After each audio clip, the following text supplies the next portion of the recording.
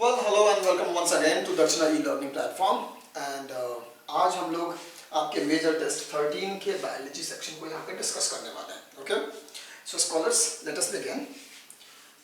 Major test 13 biology paper discussion. देखिए again इसमें भी 90 क्वेश्चन है बेटा. ओके, और वन बाय वन हम लोग इसके थ्रू बहुत सारे कॉन्सेप्ट्स को रिवाइज करने वाले हैं. Let's see. So the very first question, जो सबसे पहला क्वेश्चन आपको दिया गया है, वो है metameric segmentation is characteristic of. Okay, so metameric segmentation बेटा यानी कि एक्सटर्नल इंटरनल दोनों जगह पे सेगमेंटेशन आपको देखने को मिलना चाहिए. ठीक है, मेटामेरिक सेगमेंटेशन कहाँ देखने को मिल रहा है?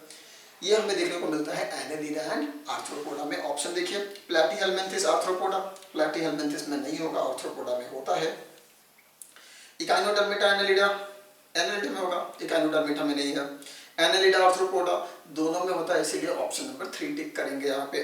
ठीक है, मोलस्का एंड कॉर्डाटा, मोलस्का और कॉर्डाटा दोनों में आपको मेटामेरिक सेगमेंटेशन तो देखने को नहीं मिलेगा.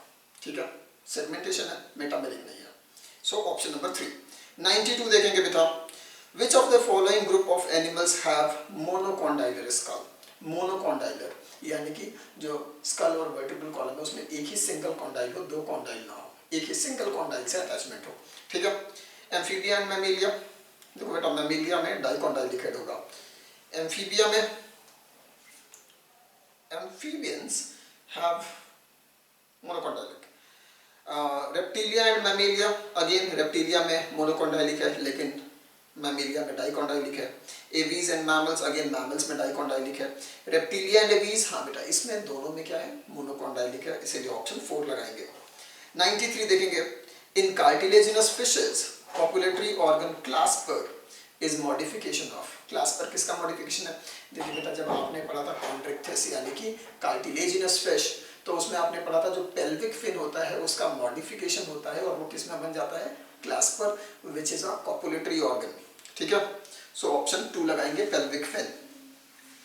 94 द पाथ ऑफ वाटर. ठीक है बेटा, तो पॉरीफेरा में होता है water transport system. Water transport system को हम क्या बोलते हैं, वाटर कैनाल सिस्टम. ठीक है, एनसीईआरटी में भी लिखा हुआ है, ध्यान देंगे कि वाटर ट्रांसपोर्ट या वाटर कैनाल सिस्टम कहाँ मिलेगा, पॉरीफेरा में. ठीक है, इसके कॉन्ट्ररी आप याद रखेंगे कि वाटर वैस्कुलर सिस्टम जो है वो कहां आपको देखने को मिलता है, this is found in Echinodermata.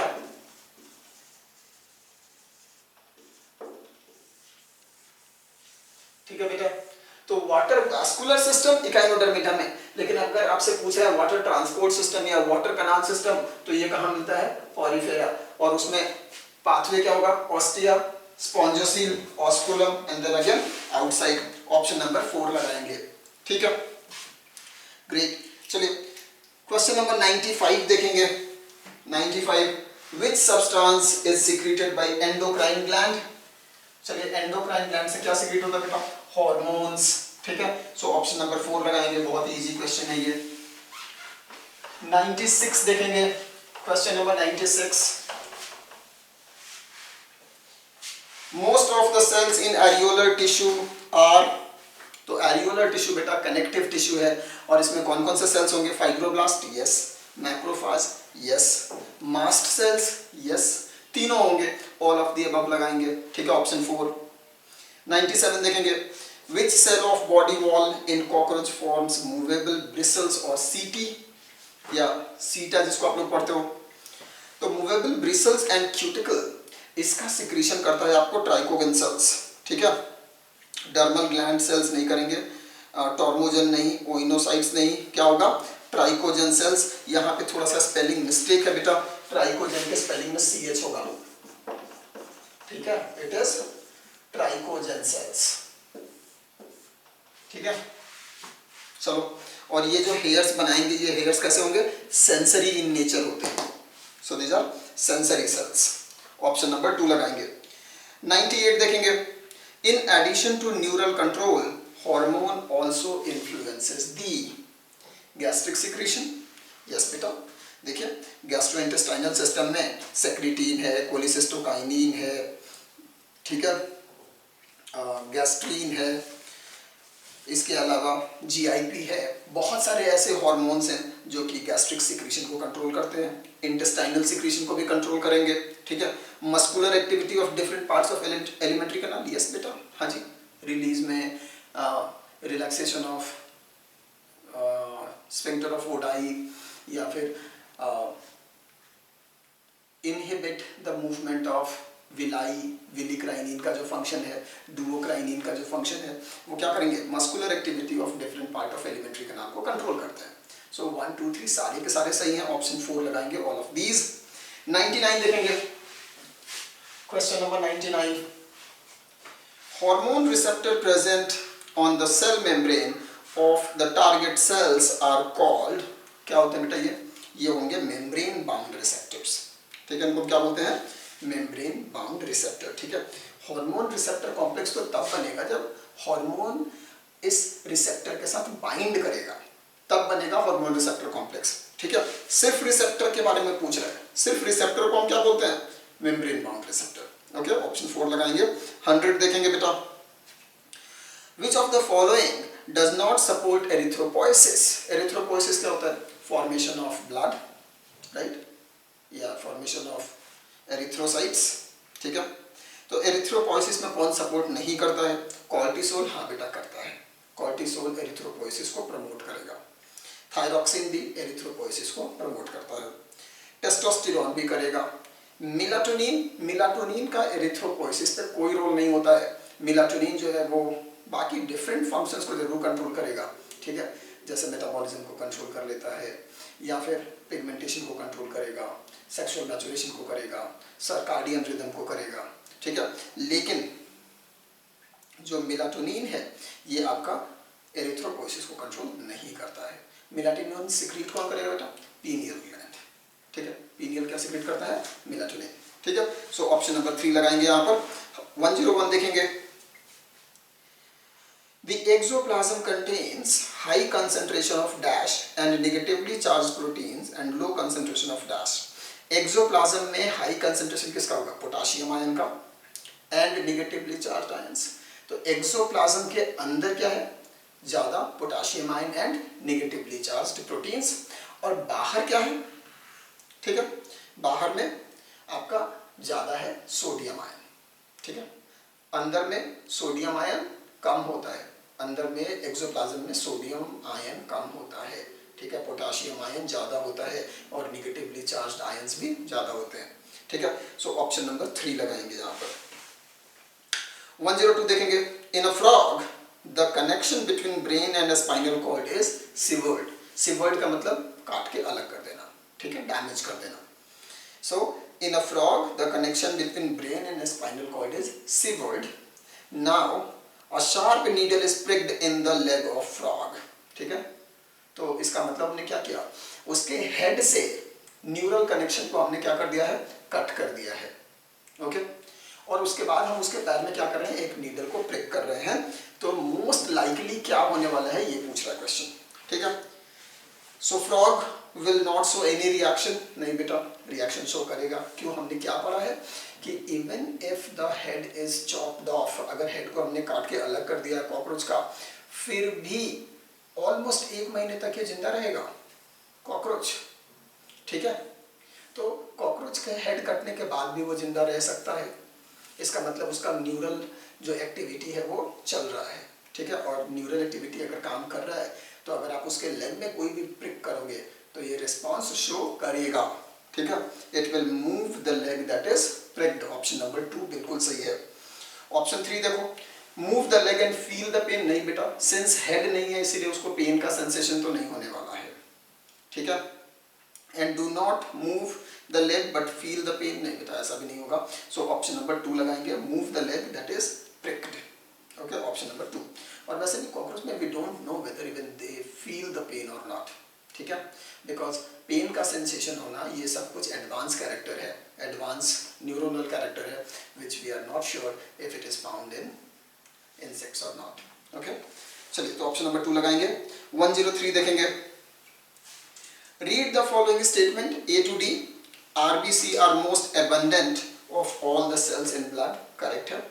A healthy adult man has on an average 5 billion to 5.5 billion RBC per mm cube of blood. नहीं बेटा, मिलियन होता है, बिलियन नहीं होता है, ठीक है, तो ये गलत है.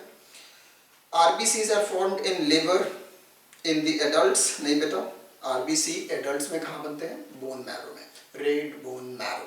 ओके, सो ये भी गलत है. RBCs are devoid of nucleus in most of the mammals and are biconcave in shape. That is correct. ठीक है, so A and D are correct, B and C are wrong, incorrect. तो incorrect कितने हो गए? B and C दो, option number 3 लगाएंगे. 104 देखेंगे. Which statement is incorrect regarding first heart sound? First heart sound पहले होता क्या है वो देखिए. First heart sound is लब sound. ठीक है, so first heart sound is लब. ओके, और ये जो होता है ये किसकी वजह से होता है? It is produced because of closure of AV valves. कब? At the beginning of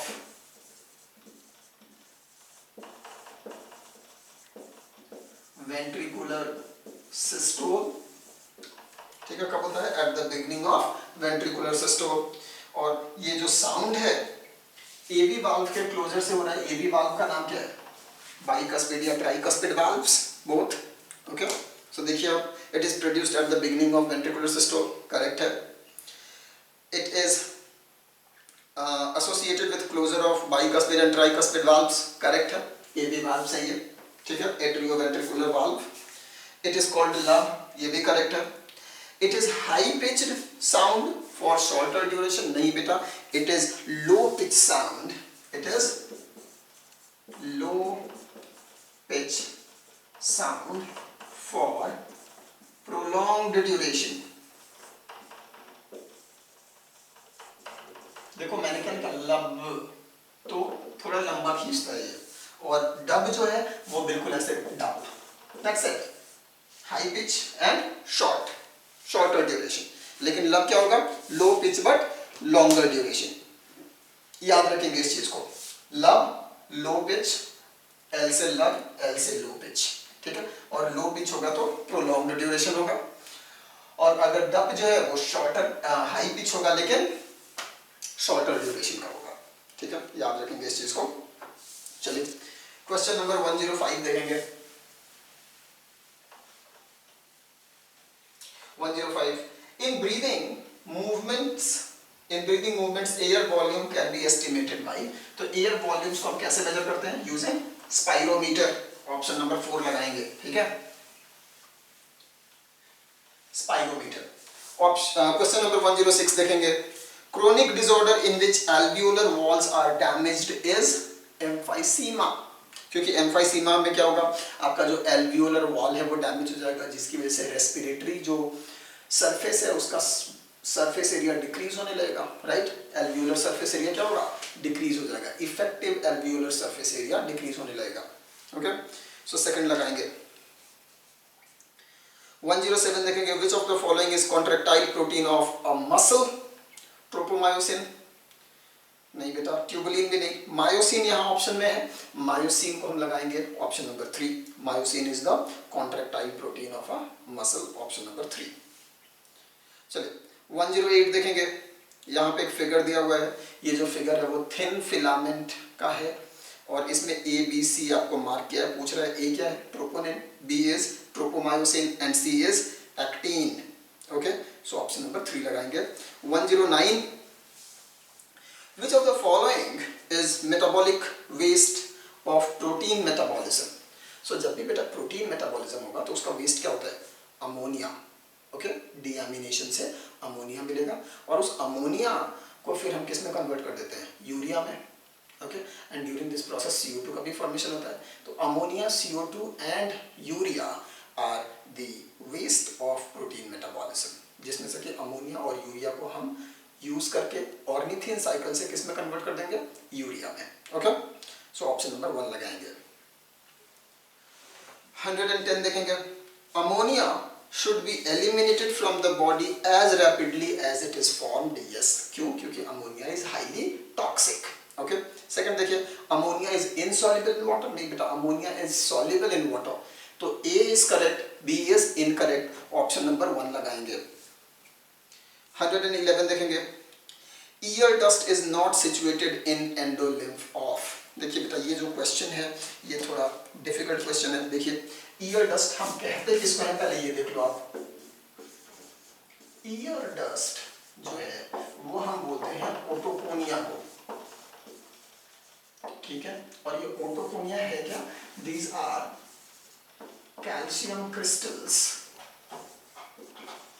calcium crystals present on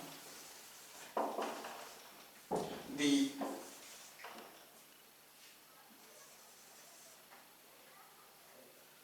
endolymph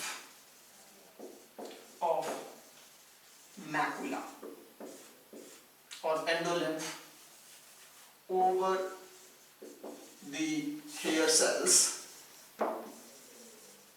of macula.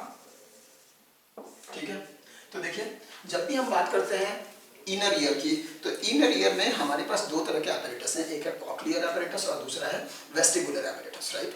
Vestibular apparatus is responsible for body balancing and cochlear apparatus is responsible for hearing. ठीक है. Vestibular apparatus के अंदर भी हम लोग देख रहे हैं कि मेनली दो तरह के सेंसिंग ऑर्गन्स हैं. एक है क्रिस्टा एंगुलरिस, ओके, जो कि डायनेमिक इक्विलिब्रियम को मेंटेन करता है, और दूसरा है योर मैकुला, जिसको कि हम ओटोलिथ ऑर्गन भी बोलते हैं. मैकुला और ओटोलिथ ऑर्गन. ठीक है, और ये किसमें हेल्प करता है? In static equilibrium. Correct. Now when we see this macula, we have a elevated ridge, जिसके ऊपर यहाँ पर क्या लगे हुए हैं? Hair cells. ओके, और इन हेयर सेल्स के ऊपर है there is stereocilia. This is your stereocilia, जो किसके ऊपर प्रेजेंट है? इन हेयर सेल्स के ऊपर ऑफ मैकुला, और इनके नीचे से आपका निकला हुआ है एफरेंट नर्व.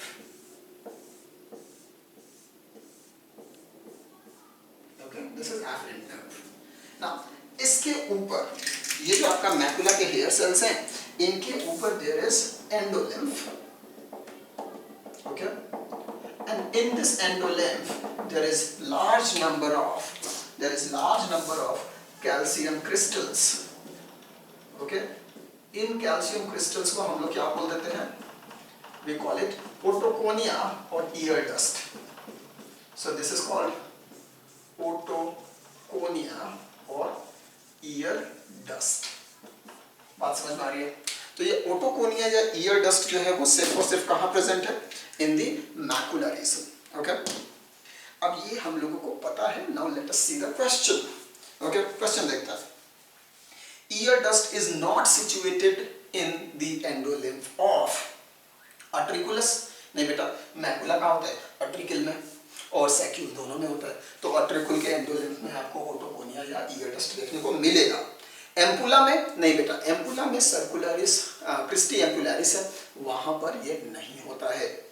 सैक्यूल में, अगेन सैक्यूल में मैकुला है, तो वहां पे ईयर डस्ट भी होगा. एंडोलिम्फेटिक सैक उसमें भी होगा. ठीक है, एम्पुला में नहीं होगा. ऑप्शन नंबर 2 लगाएंगे. ठीक है, ध्यान रखेंगे. ये क्वेश्चन जो है वो थोड़ा अच्छा क्वेश्चन था. So ear dust is nothing but otoconia, और कहाँ मिलेगा आपको? मैकुला में. Great. Let us see the next question. 112. The edge of infundibulum possessing finger-like projection called fimbri. हाँ जी बेटा, ह्यूमन रिप्रोडक्टिव सिस्टम का क्वेश्चन है ये.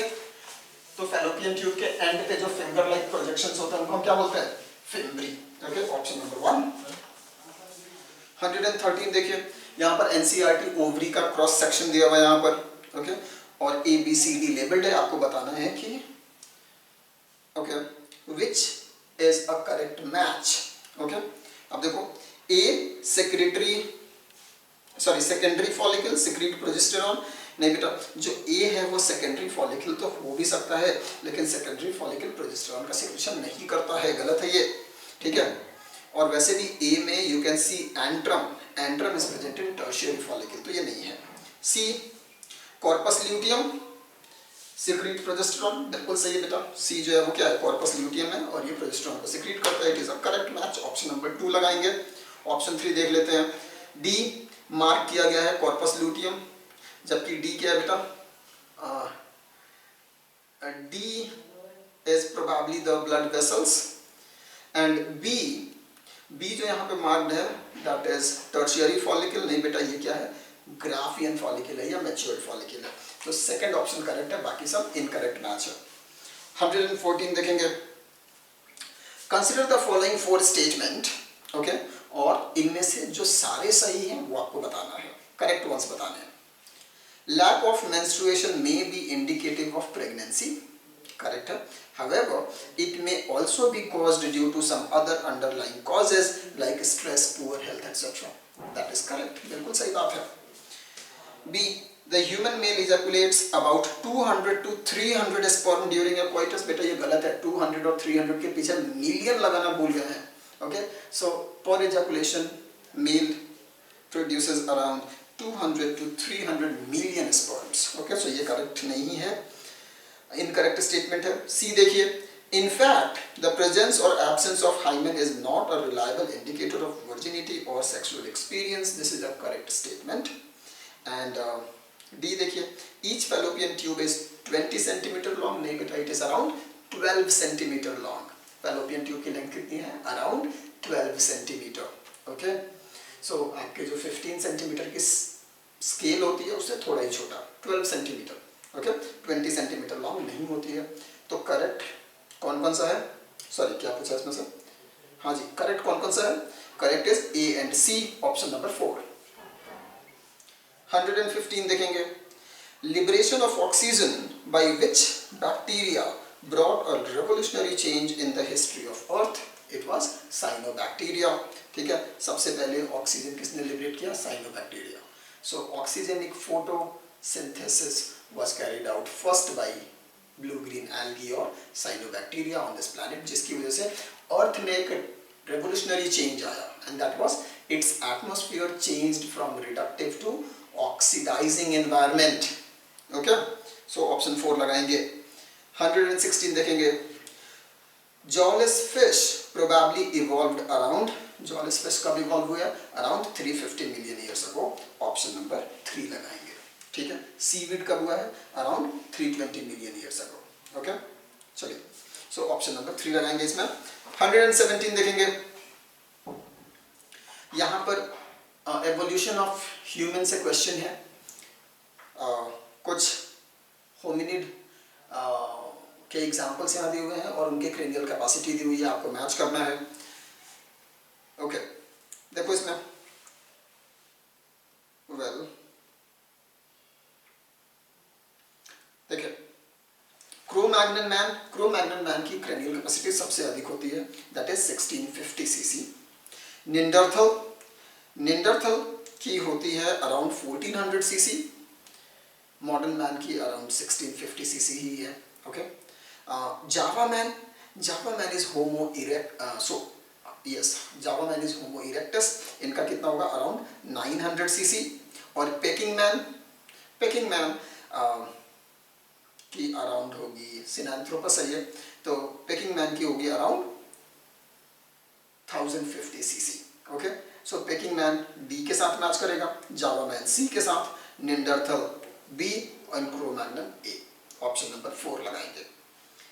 118 क्वेश्चन देखेंगे, यहाँ पे एक डायग्राम दिया हुआ है और पूछ रहा है इसके बारे में कौन सा फॉल्स स्टेटमेंट है, ठीक है, जो डायग्राम है वो एनसीईआरटी का है और ये एलिफेंटिएसिस या फिलेरिएसिस का है, ओके, एलिफेंटिएसिस को हम लोग फिलेरिएसिस भी बोलते हैं क्योंकि इसका पैथोजन कौन है, फिलेरियल वर्म, जिसका नाम क्या है, Wuchereria bancrofti, okay.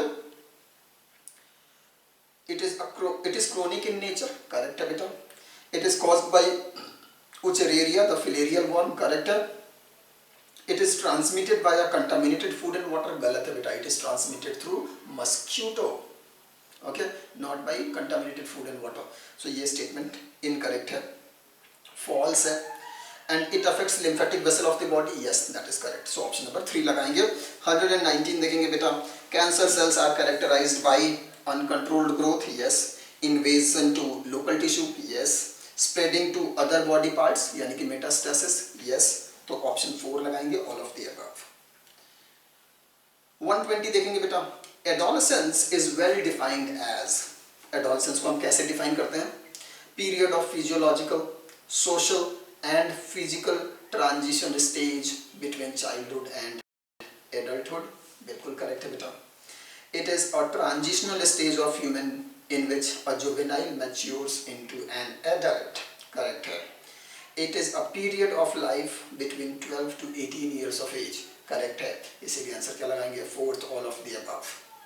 121, which of the following is important to maintain good health? Balanced diet, yes.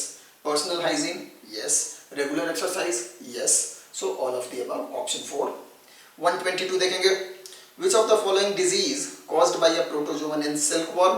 It is pebrine disease. हाँ जी, जो पेब्राइन डिजीज होता है सिल्कवर्म में, बॉम्बैक्स मोरी में, वो एक प्रोटोजोआ कॉज करता है, ठीक है। सो ऑप्शन नंबर 3 लगाएंगे, silkworm, pebrine disease. 123, select erroneous match यानी कि इनकरेक्ट मैच आपको बताना है। Terror of Bengal, water hyacinth, correct है। Eichhornia क्रेसिपस।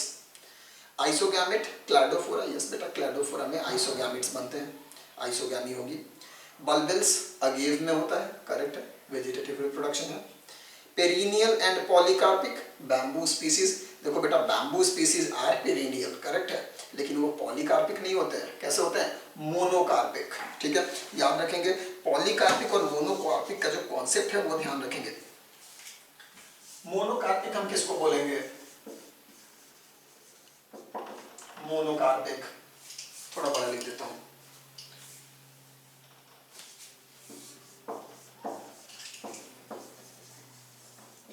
Monocarpic plants that flower and fruit only once in their life cycle.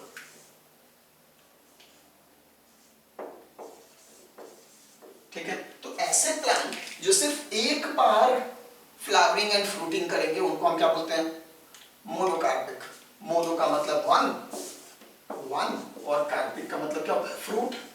तो ऐसे प्लांट जो अपने पूरे लाइफ में सिर्फ एक बार फ्रूटिंग करते हैं और उसके बाद से मर जाते हैं, उनको हम क्या बोलेंगे? Monocarpic. Say for example bamboo, say for example wheat, rice, barley, oat, okay, groundnut, ये सब क्या है बेटा? मोनोकार्पिक प्लांट्स हैं, okay, these are monocarpic plants.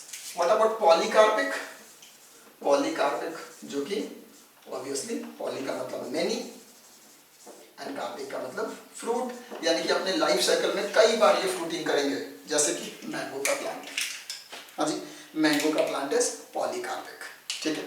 जैसे कि नीम का प्लांट, ओके, फाइकस स्पीसीज के प्लांट, या फिर टॉक अबाउट ऑरेंज, लेमन, ये सब क्या है? पॉलीकार्पिक है। कोकोनट, पाम, ये सब पॉलीकार्पिक है। अगर यहाँ पे ध्यान रखेंगे, अगर आपसे पूछे banana, okay, so banana is a polycarpic, ठीक है, banana is a polycarpic plant. चलिए, क्योंकि उसका जो राइजोम है वो मेन प्लांट है, वो कई बार फ्रूटिंग करता है। ग्रेट। चलिए नेक्स्ट क्वेश्चन हम लोग देखेंगे 124। अच्छा, इसलिए 123 का आंसर 4 लगाएंगे, ठीक है, 123 का ऑप्शन नंबर 4। 124 देखेंगे, if cell of root contains 60 chromosomes, ठीक है, रूट के सेल्स में कितने हैं? 60 क्रोमोसोम्स। और रूट का सेल क्या होता है बेटा? 2n। रूट इज 2n और ये कितना है? 60। तो पूछ रहा है कि सिनर्जिड्स में कितने होंगे? सिनर्जिड्स क्या होता है बेटा? हैप्लॉइड। ये कितना हो जाएगा? 60/2 यानी कि 30। ऑप्शन नंबर 1 लगाएंगे, ठीक है, फेयरली इजी क्वेश्चन। 125 देखेंगे, मेल स्टेरिलिटी इन मेज ओके, मेज में जो मेल स्टेरिलिटी होती है ये किसको रिप्रेजेंट करती है? देखिए बेटा, ये एक एग्जाम्पल बेस्ड क्वेश्चन है, याद रखेंगे कि स्टेरिलिटी इन मेल स्टेरिलिटी इन मेज कॉर्न, ये साइटोप्लाज्मिक इनहेरिटेंस का एग्जाम्पल है, क्योंकि इसका इनहेरिटेंस होता है थ्रू माइटोकॉन्ड्रियल डीएनए। ठीक है, याद रखेंगे। मेल स्टेरिलिटी इन मेज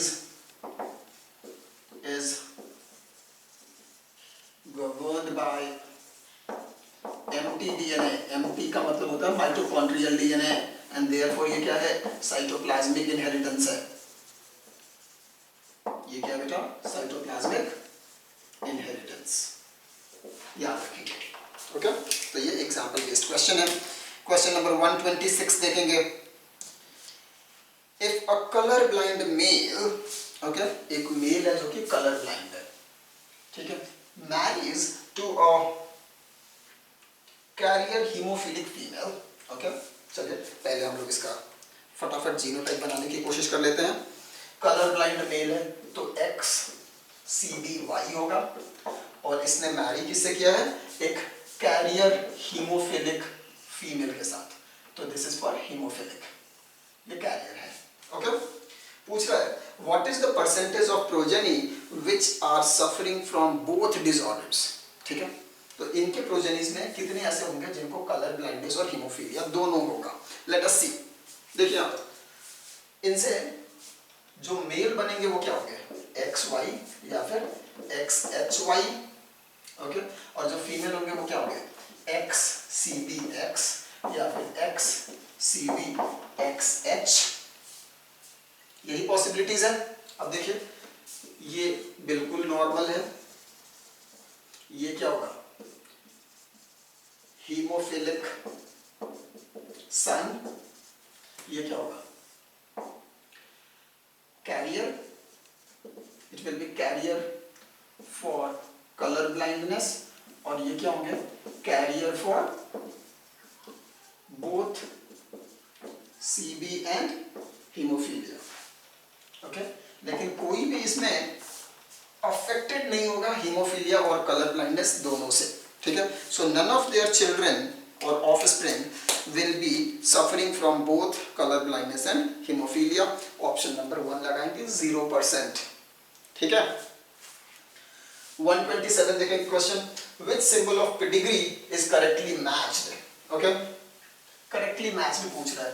पहला देखिए, डायमंड बॉक्स बना हुआ है, डायमंड बॉक्स फीमेल के लिए नहीं होता है, फीमेल के लिए क्या होता है? सर्कल, तो गलत है। डायमंड में 5 और अफेक्टेड ऑफस्प्रिंग लिखा है, ये भी नहीं होगा, गलत है। ठीक है, नेक्स्ट देखिए, हाफ फिल्ड है और हाफ ब्लैंक है, square. Affected male of autosomal recessive disease, नहीं बेटा, ये कैरियर के लिए हम यूज करते हैं सिंपल, तो ये भी गलत है। फोर्थ, मेल और फीमेल में 2 लाइन खींचा हुआ है, ठीक है, डबल लाइन है, डबल हॉरिजॉन्टल लाइन, ये किस बात को रिप्रेजेंट करेगा? Marriage between close relatives, marriage between close relatives, so it is correct, option 4 लगाएंगे। ठीक है, 128 देखेंगे। Which is incorrect with reference to transforming principle. Okay, transforming principle याद कीजिए, ग्रिफिथ का एक्सपेरिमेंट ट्रांसफॉर्मेशन वाला, जिसमें R स्ट्रेन S स्ट्रेन में क्या हो गया था? ट्रांसफॉर्म हो गया था। कैसे? By picking up the DNA of heat killed S strain. ठीक है, याद आ गया होगा आपको। देखिए अब S strain inject into mice, mice dies, correct है बेटा। ठीक है, R strain mice live, correct है। S strain heat killed, mice live, correct. S strain heat killed plus, यानी कि हम मिक्सिंग कर रहे हैं, R strain live, okay, and mice live, नहीं बेटा माइस लिव नहीं करेगा, इस केस में क्या होगा? R स्ट्रेन S स्ट्रेन में कन्वर्ट हो जाएगा, ट्रांसफॉर्मेशन हो जाएगा बैक्टीरिया का। अब R स्ट्रेन वाला बैक्टीरिया किसमें बन गया? S स्ट्रेन, और ये कहाँ हुआ है? माइस के अंदर, तो माउस को निमोनिया होगा और माउस मर जाएगा। ठीक है, तो ऑप्शन 4 जो है वो इनकरेक्ट है। ठीक है, यहाँ पर माउस डेड होगा, माउस डाइज, गलत है ये, 4th लगाएंगे आंसर। 129 देखेंगे। Which of the following is not the characteristic feature of genetic code. Genetic code is nearly universal, बिल्कुल सही बात है। Code is non overlapping, correct है।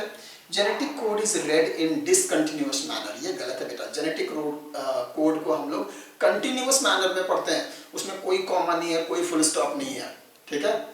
तो it is read in continuous manner, तो ये स्टेटमेंट क्या है, गलत है।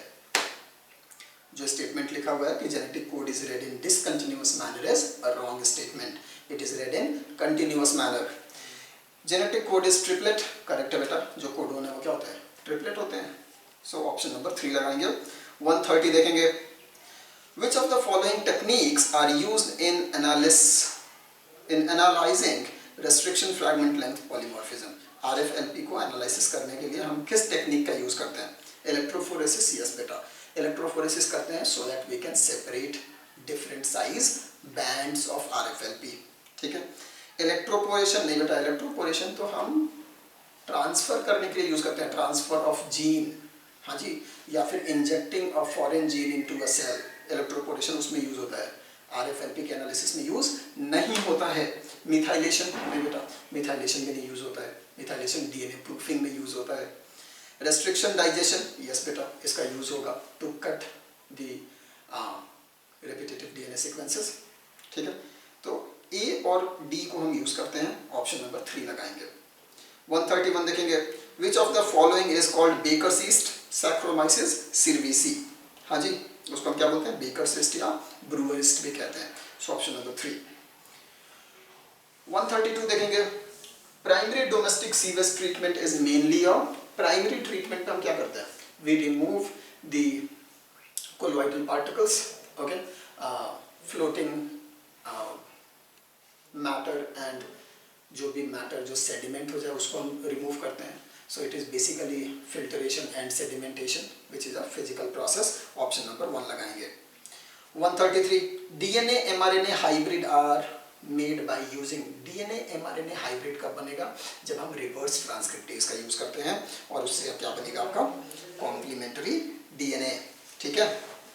देखिए बेटा, याद कीजिए, जब हम एक mRNA ले लें, मान लो दिस इज mRNA, और mRNA को देख करके यहाँ पर मेरा एक RT एंजाइम है, रिवर्स ट्रांसक्रिप्टेज, इसने क्या किया है, इसके कॉम्प्लीमेंट्री क्या बना दिया, यहाँ पर cDNA, कॉम्प्लीमेंट्री DNA बनता है। तो ये mRNA DNA हाइब्रिड जो है वो किसने बनाया है, रिवर्स ट्रांसक्रिप्टेज। रिवर्स ट्रांसक्रिप्टेज कैसा एंजाइम है, RNA डिपेंडेंट DNA पॉलीमरेज है। क्या बेटा, it is RNA dependent DNA polymerase, okay, reverse transcriptase. नाम इसलिए पड़ा क्योंकि ट्रांसक्रिप्शन का उल्टा हो रहा है, वहां पे DNA से RNA बना था, यहाँ पर RNA से DNA बन रहा है, ओके। चलिए क्वेश्चन नंबर 134 देखेंगे हम लोग। The process of separation and purification of expressed protein before marketing is called downstream processing, ठीक है, इसको हम क्या बोलते हैं, downstream processing, okay. So option number 3 लगाएंगे। बायो प्रोसेसिंग क्या होता है, बायो प्रोसेसिंग हम लोग बोलते हैं किसी ऑर्गेनिज्म के हेल्प से किसी चीज को प्रोसेस करना, ओके, जैसे malting is bio processing, okay. Bio fortification, addition of nutrients या फिर increase in concentration of certain vitamins और other nutrients in the food, तो हम उसको बोलेंगे बायो फोर्टिफिकेशन। डाउनस्ट्रीम प्रोसेसिंग तो आप समझ ही गए हो। अपस्ट्रीम प्रोसेसिंग जेनेटिक इंजीनियरिंग होता है, ओके। चलिए तो ऑप्शन नंबर 3 लगाएंगे। 135 देखेंगे, which of the following cry gene codes for protein which can control corn borer, तो कॉर्न बोरर के लिए किसको हम यूज करते हैं, क्राई 1AB जीन को, cry 1AB, option number 3। 136, which one is incorrect with respect to gel electrophoresis। अब gel electrophoresis में बेटा ये क्वेश्चन बहुत ही अच्छा है, ध्यान रखेंगे। जब हम जेल इलेक्ट्रोफोरेसिस कर रहे होते हैं तो यहाँ पर ध्यान रखना है, we have certain wells, okay. इधर जो होगा वो शॉर्टर DNA फ्रैगमेंट सबसे आगे होता है, ओके, और जो बड़ा DNA फ्रैगमेंट होता है, लार्जेस्ट फ्रैगमेंट कहाँ होगा, सबसे ऊपर। अच्छा, यहाँ पर हम लोग इलेक्ट्रोड्स भी यूज करते हैं, राइट, इलेक्ट्रोड्स। यहाँ पे जो इलेक्ट्रोड है वो क्या है, निगेटिवली चार्ज है और यहाँ पे जो इलेक्ट्रोड है वो पॉजिटिवली चार्ज है, ठीक है। ये आपका कनेक्टेड है पावर सोर्स से, ओके। यहाँ पर हम एक पोटेंशियल मेंटेन करते हैं V। ये जो पॉजिटिव इलेक्ट्रोड है, डीएनए हमेशा नेगेटिव से पॉजिटिव की तरफ मूव करेगा, लेकिन पॉजिटिव को यहाँ पर हम बोलते हैं अनोड, याद रखेंगे, और इसको क्या बोलते हैं, कैथोड। तो डीएनए कहां से कहां मूव कर रहा है, towards anode, from cathode to anode का मूवमेंट हो रहा है, ठीक है।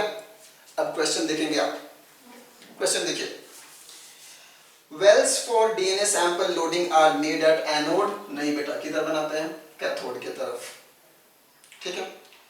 Largest fragment of DNA lie far away from cathode, नहीं बेटा, फार अवे कौन होता है, शॉर्टर, हाँ जी, जो लार्जेस्ट फ्रैगमेंट है वो किधर है, नियर कैथोड, ठीक है। तो फर्स्ट और सेकंड दोनों गलत है। Smallest fragment of DNA lie near to anode, हाँ जी बेटा, जो स्मॉलेस्ट फ्रैगमेंट होता है वो किधर होता है, एनोड की तरफ, ठीक है। सो 1 और 2 इनकरेक्ट है, ऑप्शन नंबर 4 लगाएंगे, बोथ 1 and 2, ओके। ध्यान रखेंगे, यहाँ पर ये इलेक्ट्रोलाइटिक सेल है, यहाँ पर कन्वेंशन अलग है, नेगेटिव को हम कैथोड बोलते हैं और पॉजिटिव वाले इलेक्ट्रोड को एनोड बोलते हैं, ध्यान रहना चाहिए आपको।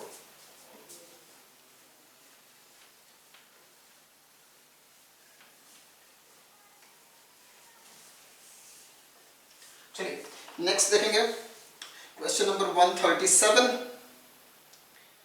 The semi dwarf varieties of rice is Jaya Ratna, दोनों होते हैं, कल्याण नहीं है बेटा, वो वीट है, ठीक है। तो जया और रत्ना दोनों होंगे, ऑप्शन नंबर 4 लगाएंगे।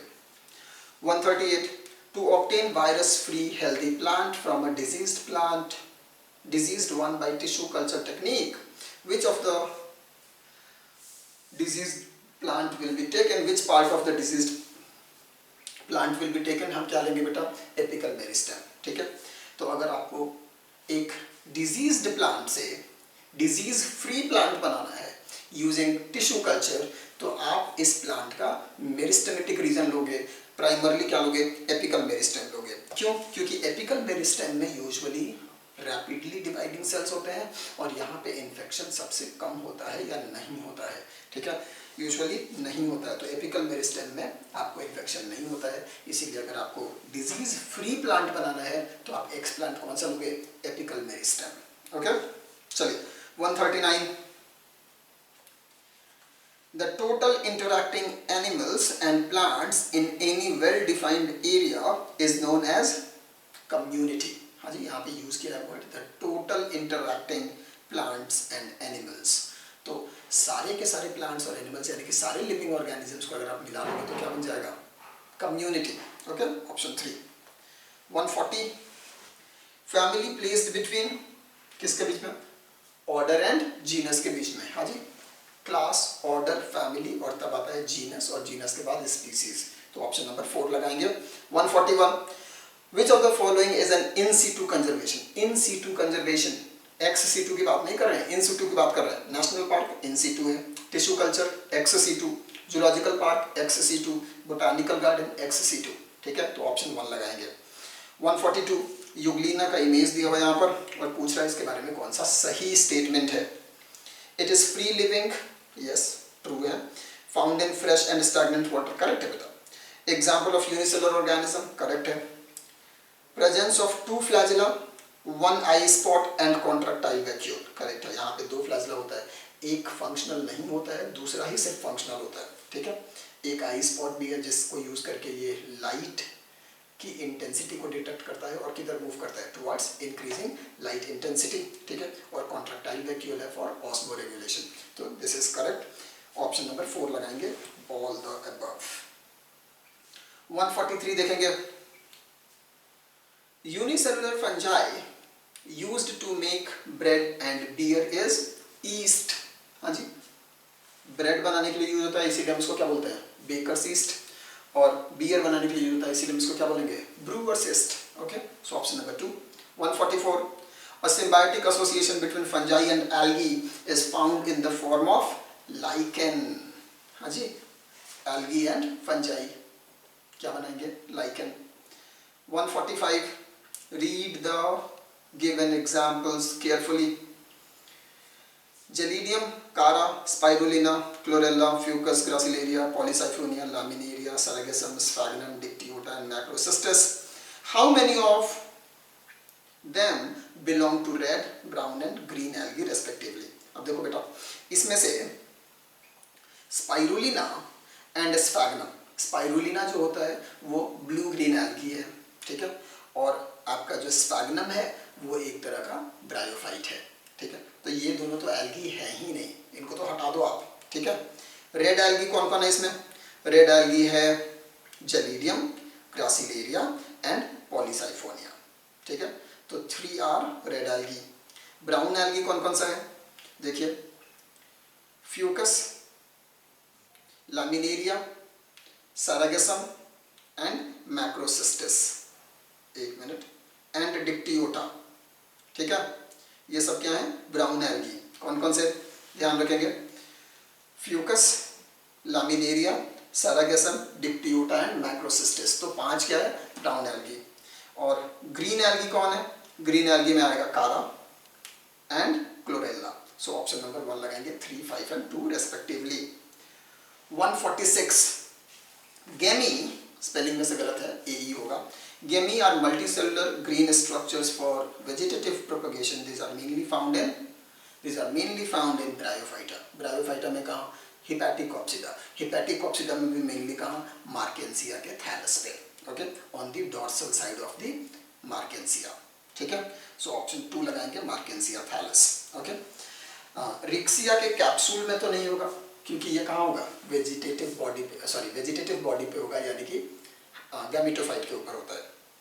फ्यूनेरिया के प्रोटोनीमा पे भी नहीं होगा, ठीक है, और आपका फॉरेन में तो होता ही नहीं है. तो ऑप्शन 2 लगाएंगे यहाँ पर, मार्केंसिया thallus. 147 Which of the following statement is correct about gymnosperm? Pollination takes place by water in gymnosperm. नहीं बेटा, एयर से होता है. अनीमोफिली, गलत है ये. They are homosporous. नहीं बेटा, gymnosperms are heterosporous, ठीक है. इसमें माइक्रोस्पोर और मेगास्पोर, दो अलग अलग तरह के स्पोर बनते हैं. तो ये क्या है? Heterosporous. Before and after fertilization, ovules are not enclosed by any ovary wall and remain exposed. Correct है बेटा. नेकेड सीड बनता है यहाँ पर, नेकेड ओव्यूल होता है यहाँ पर, ओके. तो before and after it is not covered by ovary wall. This is correct statement. Option number 3 आपका आंसर है. 4th देखिए, all gymnosperms are dioecious without any exception. नहीं बेटा, बहुत सारे जिम्नोस्पर्म मोनोसियस भी होते हैं, जैसे कि पाइन, साइकस डायोसियस है, लेकिन पाइन मोनोसियस है, ठीक है. चलिए 148 which meristem helps in increasing girth? Lateral meristem, ठीक है. इंटरकैलरी और एपिकल नहीं होता है. ऑप्शन 1 लगाएंगे. 149 देखेंगे. Given below is a diagrammatic sketch of different type of tissue. Identify the labelled part A, B and C and select the right option about them, ठीक है. A मेरिस्टेम है, B towards periphery living tissue है, और C towards पिथ dead tissue है. अब देखो बेटा, ये जो मेरिस्टेम है ये बेसिकली में वैस्कुलर मेरिस्टेम है, जो कि अंदर के तरफ यानी कि पिथ के तरफ क्या बनाती है? सेकेंडरी जाइलम, जो कि एक डेड टिश्यू है, ओके. और सेकेंडरी जाइलम आगे चल करके क्या बनाएगा? वुड का फॉर्मेशन करेगा. हाँ जी, either heartwood or sapwood, okay. So C क्या है आपका? C is your wood, A is your vascular cambium, और बी क्या है? आउटर साइड पे ये क्या बनाता है? सेकेंडरी फ्लोएम, जो कि बास्ट का फॉर्मेशन करेगा, ठीक है. सो ऑप्शन नंबर 2 लगाएंगे. 150 थॉर्न डेवलप्स फ्रॉम. देखो बेटा, बोगनविलिया का केस याद कीजिए. जो थॉर्न है वो किससे डेवलप करा था? ऑक्सिलरी बड से, ओके. सो ऑप्शन नंबर 3 लगा देंगे यहाँ पर. रूट से थॉर्न नहीं बनता, लीफ से भी नहीं बनता, और पेडंकल से भी नहीं बनेगा. किससे बनेगा? Axillary bud. Option number 3. 151 the example of trimerous and unisexual flower is. Trimerous and unisexual, ठीक है.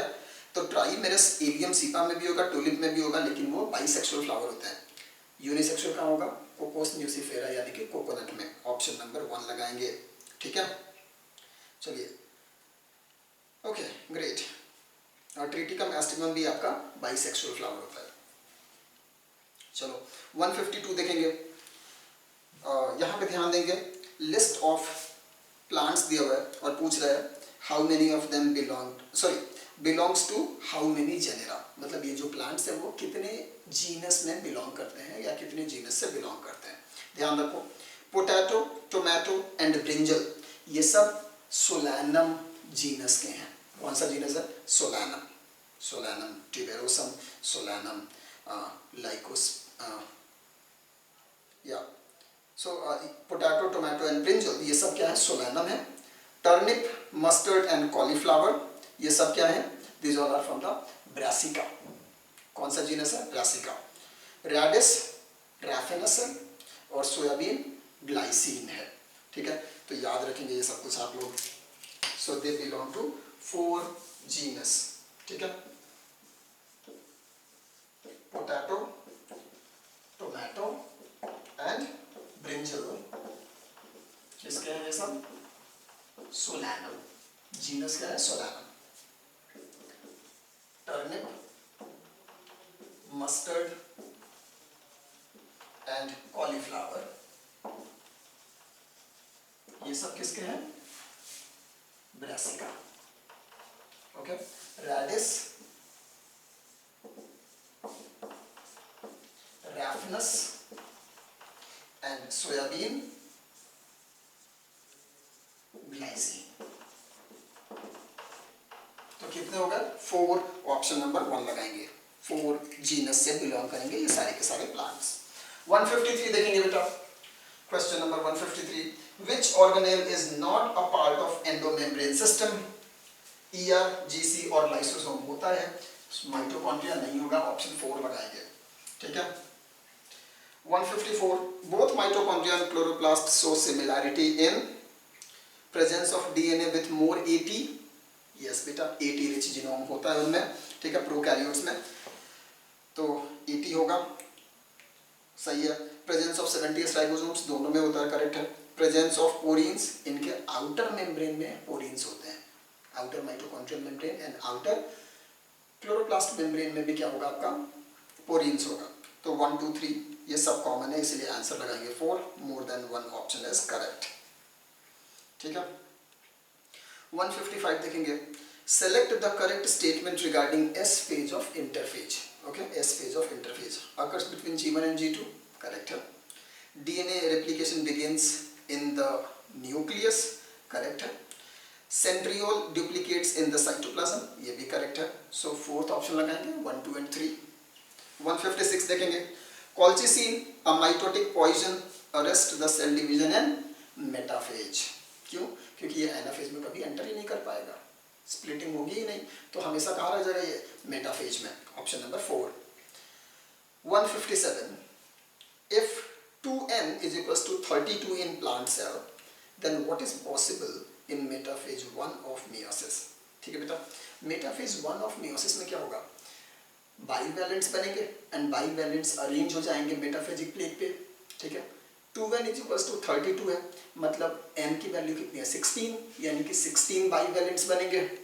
ठीक है, सो आंसर क्या लगाएंगे? Option 3, 16 bivalent. ओके, 158 देखेंगे, dextrose is another name for glucose. ठीक है, अल्फा डी ग्लूकोज को हम क्या बोलते हैं? डेक्सट्रोज, ऑप्शन 1 लगाएंगे। 159 देखिए, आपको मैच करना है अमाइनो एसिड, उसका नेचर एंड उसके यस अमाइनो एसिड और उसके नेचर को। देखिए, एस्पार्टिक एसिड एसिडिक होता है, yes.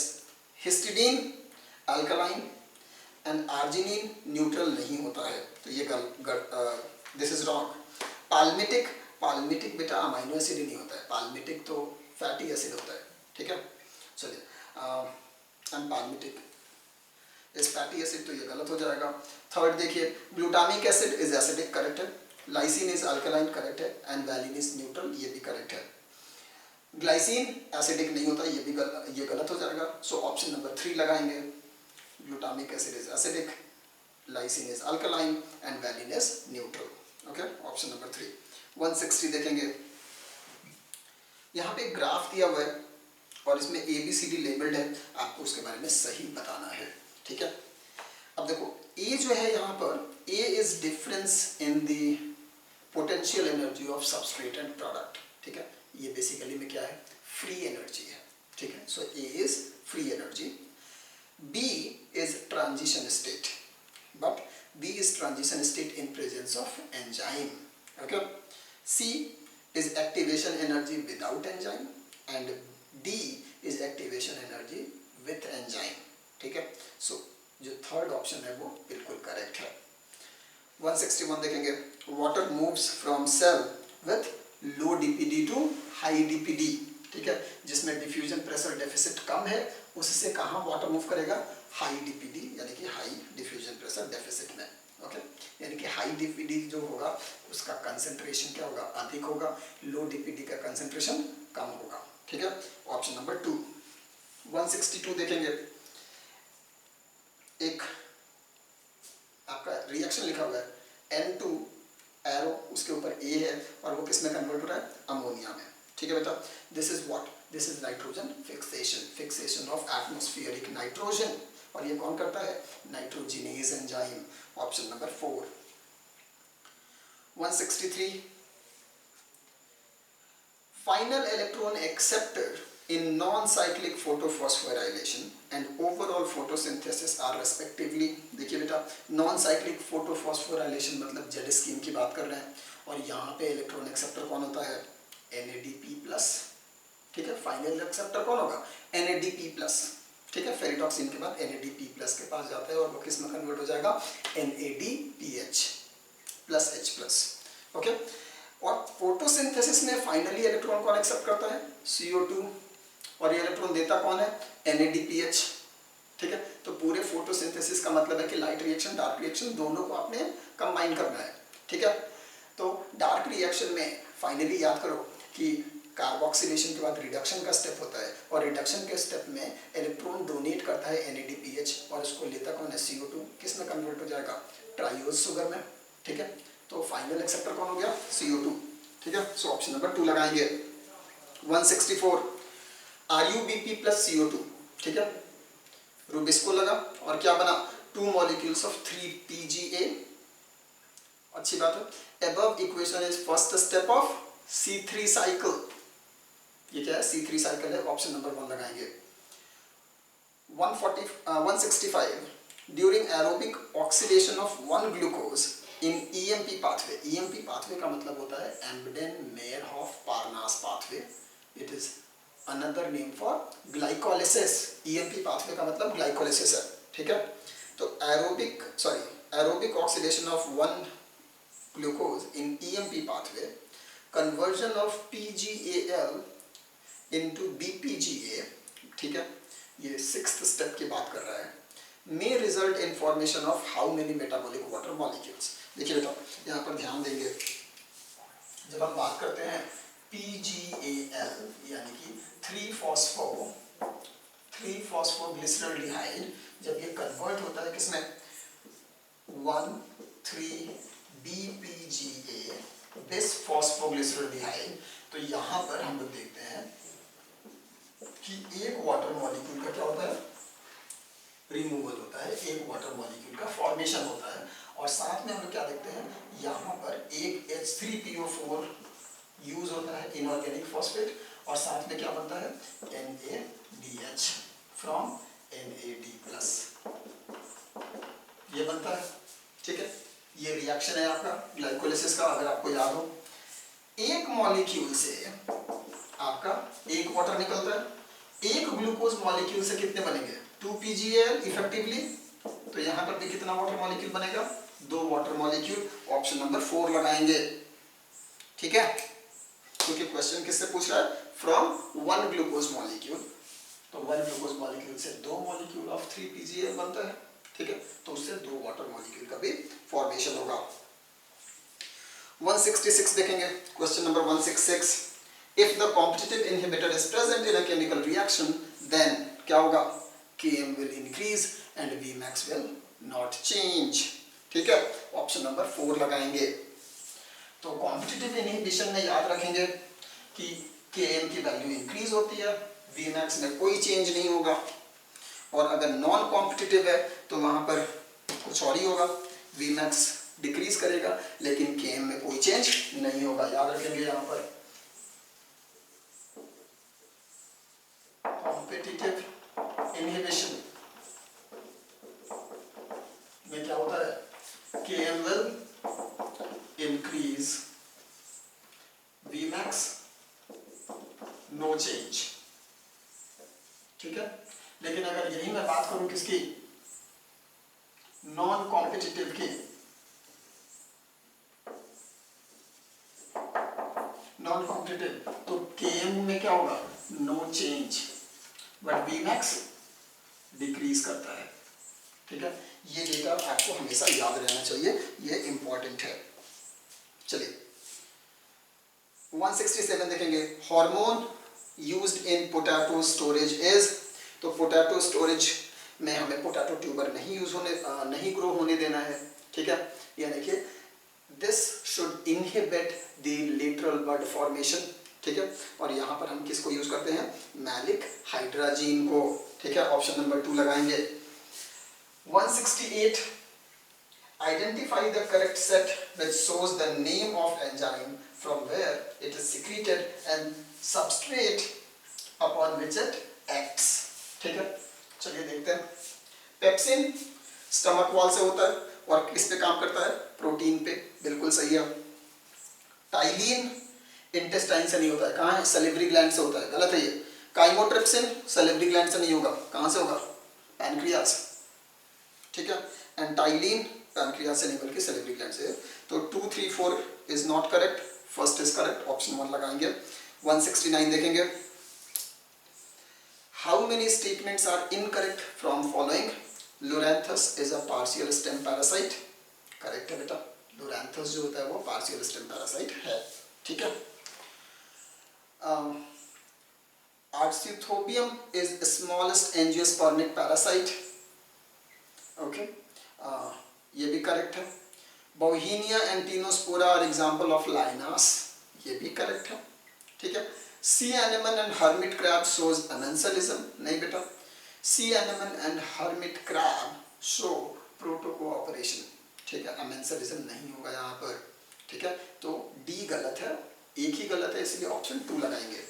170, a few organisms can tolerate and thrive in a wide range of salinity known as euryhaline। ठीक है, जो वाइड रेंज ऑफ सैलिनिटी को सस्टेन कर सकते हैं दैट इज यूरीहालाइन, जो नहीं कर सकते हैं उनको स्टेनोहालाइन। सिमिलरली टेम्परेचर के लिए यूरीथर्मल एंड स्टेनोथर्मल। ओके, चलिए 171, accumulation of dark coloured amorphous substance को हम क्या बोलते हैं, ह्यूमिफिकेशन। ठीक है, water soluble nutrients go down into soil horizon, leaching, release of inorganic nutrients by microbial activity, mineralization, and breakdown of detritus into smaller particles as fragmentation। Option number 2 लगाएंगे। 172 देखेंगे, Amrita Devi Bishnoi award given by government of India is in the field of wild life protection.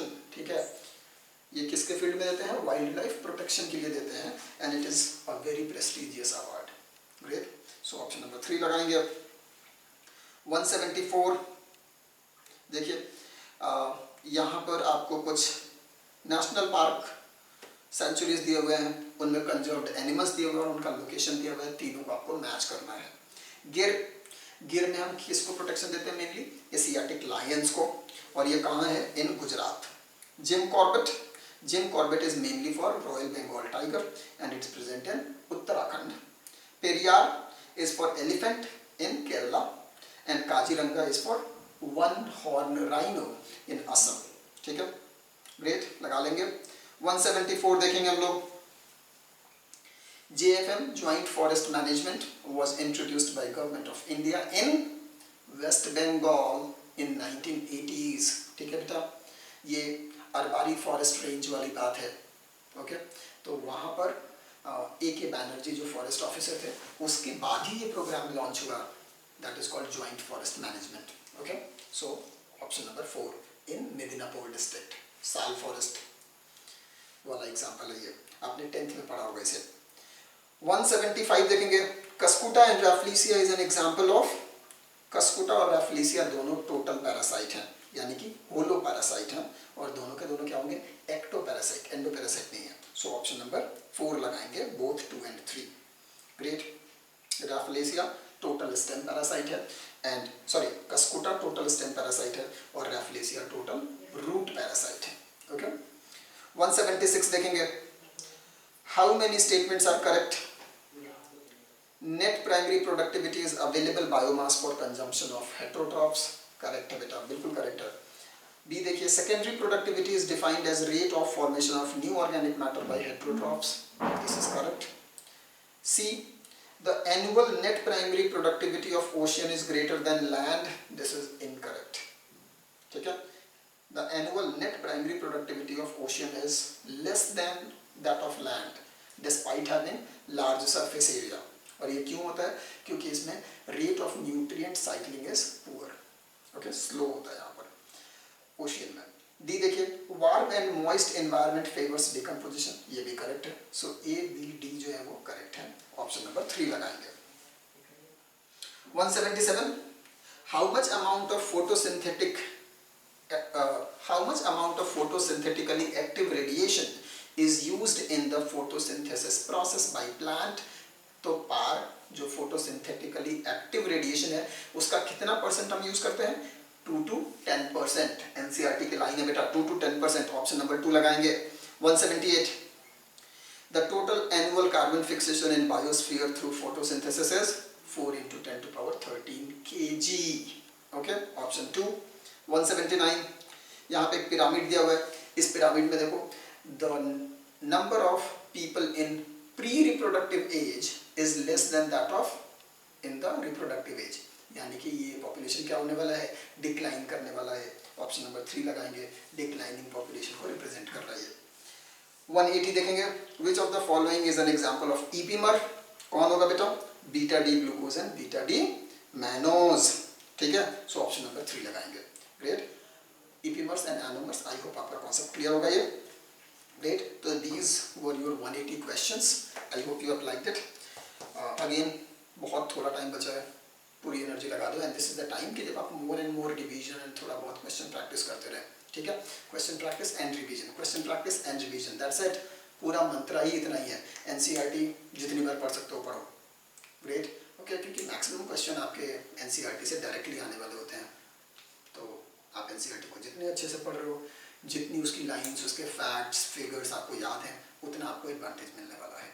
Okay, so keep studying, keep learning, NCERT is the Bible for you, read it thoroughly, make small notes, क्योंकि last time पे आप पूरी तरह से एक बार में तो उसको नहीं पढ़ सकते, तो छोटे छोटे जो फैक्ट्स एंड फिगर्स हैं उनको एक जगह पे लिख कर रखो ताकि एग्जाम के पहले you can go through at once. Okay, so all the best, thank you.